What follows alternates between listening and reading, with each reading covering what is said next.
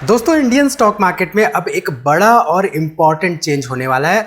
अब BSE stock Nifty 50 का part बनने वाला है, यानी कि बीएसई स्टॉक को इंक्लूड किया जाने वाला है निफ्टी 50 में। वहीं पर दूसरी तरफ विप्रो स्टॉक, जो कि अब तक निरंतर 15-20 सालों तक लगातार निफ्टी 50 का पार्ट रहा है, उसे निफ्टी 50 से बाहर का रास्ता दिखाया जा रहा है। ऐसे में सबसे बड़े सवाल यहाँ पे दो यही आते हैं कि क्या इस सिचुएशन के बाद विप्रो पर नेगेटिव इंपैक्ट पड़ेगा, क्या दूसरी तरफ बीएसई पर इसका पॉजिटिव इंपैक्ट पड़ेगा। हम इस छोटी सी वीडियो में बात करेंगे इसी के बारे में, तो वीडियो को यहाँ पे पूरा देखिए और स्टॉक मार्केट इन्वेस्टमेंट के बारे में कुछ नया सीखिए। नमस्कार दोस्तों, मैं उमेश त्रिपाठी आपका स्वागत करता हूं स्टॉक फॉर रिटेल पर, स्टॉक मार्केट से जुड़ी एक नई जानकारी के साथ। तो हम सबको पता है कि जो हमारा निफ्टी 50 है, right, one of the indices है। 17 ब्रॉड इंडाइसेस हैं हमारे स्टॉक मार्केट में, एंड नेशनल स्टॉक एक्सचेंज में जो एक्सचेंज में इंडेक्सेस हैं, राइट, उनमें निफ्टी 50 एक पार्ट है। उसमें 50 कंपनियां based on the free float market capitalization शामिल की जाती हैं। अब यहाँ पे जो टॉप 10 कॉन्स्टिट्यूएंट्स हैं निफ्टी 50 की, उसमें एचडीएफसी बैंक सबसे ज़्यादा 10% का वेटेज रखता है।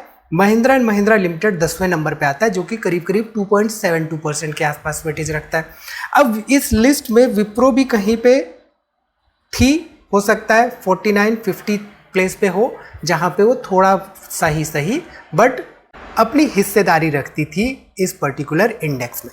अब क्या हो रहा है कि सेमी एनुअल, यानी कि हर 6 महीने पे इस पर्टिकुलर इंडेक्स में रीबैलेंसिंग की जाती है, और अगर जो एक्सपेक्टेशंस है और जो लिमिट्स है जो कि सेट किए गए हैं रूल्स, उन रूल्स को मीट नहीं करती है अगर कोई कंपनी, तो इस पर्टिकुलर इंडेक्स से उसको निकाल दिया जाता है और दूसरी कंपनी को इंक्लूड कर लिया जाता है। तो 29 से 30 सितंबर 2026 के बीच में यहाँ पे क्या हो रहा है कि जो विप्रो, जो कि एग्जिस्टिंग निफ्टी 50 का कॉन्स्टिट्यूएंट है, यानी कि इसका पार्ट है, ये यहाँ से अब एग्जिट कर जाएगी और बीएसई स्टॉक आ जाएगा, निफ्टी 50 का पार्ट बन जाएगा। ठीक है, यहाँ पे ध्यान देने वाली बात ये है कि ऑटोमेटिकली इस बात से कि कोई स्टॉक निफ्टी 50 से बाहर जा रहा है या कोई स्टॉक निफ्टी 50 के अंदर आ रहा है, स्टॉक बुरा या अच्छा नहीं हो जाता है। सो यहाँ पे ध्यान दीजिए, तो देख सकते हैं कि company will be eligible for inclusion in Nifty 50 index provided the average free float market capitalization is at least 1.5 times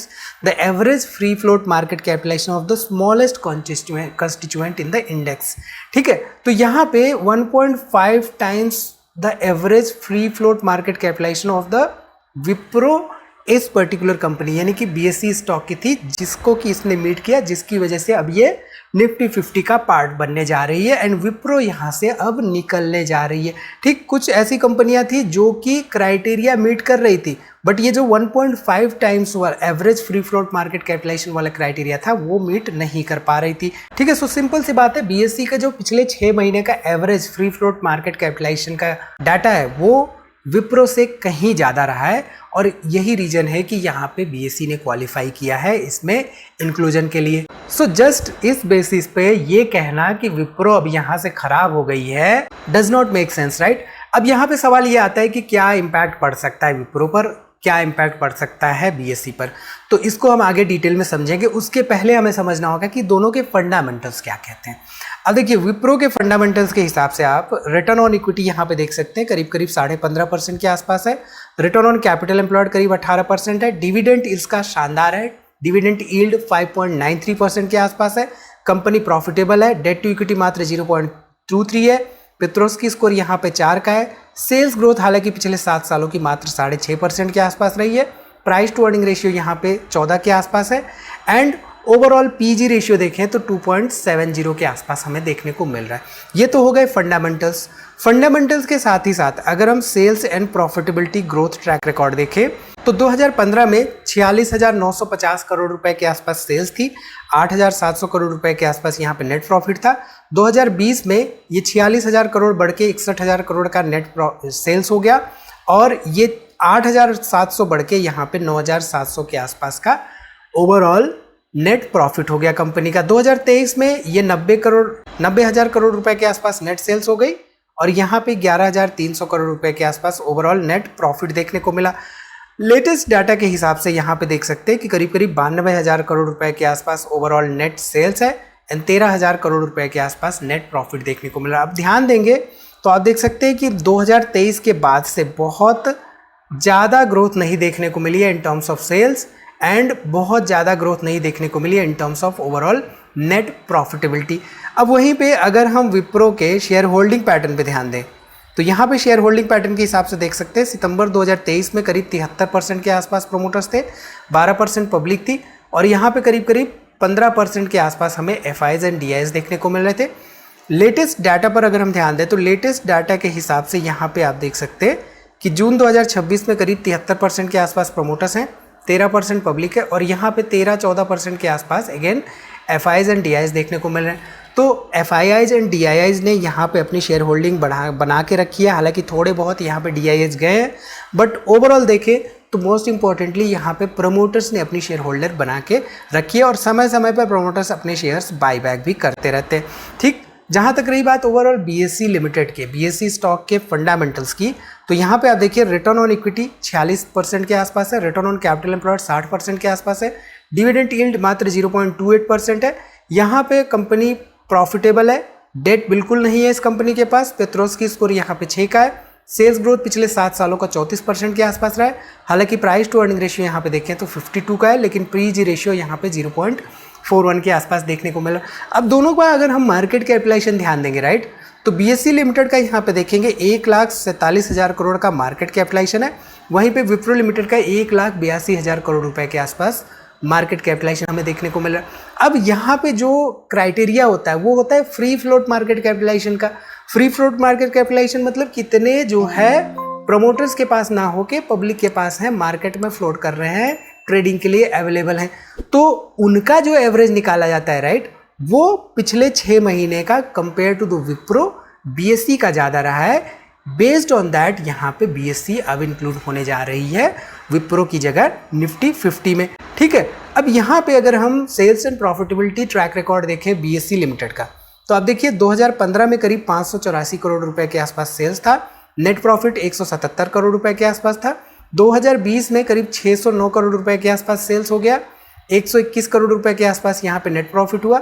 2024 में देखिए तो 1568 करोड़ रुपए के आसपास नेट सेल्स हुआ एंड 772 करोड़ रुपए के आसपास नेट प्रॉफिट हो गया।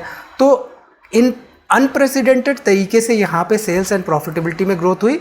हालांकि 23-24 के बाद से देखें तो यहाँ पे आप देख सकते हैं 2026 में 5,124 करोड़ रुपए के आसपास यहाँ पे नेट सेल्स देखने को मिली एंड 2,487 करोड़ रुपए के आसपास यहाँ पे नेट प्रॉफिट देखने को मिली।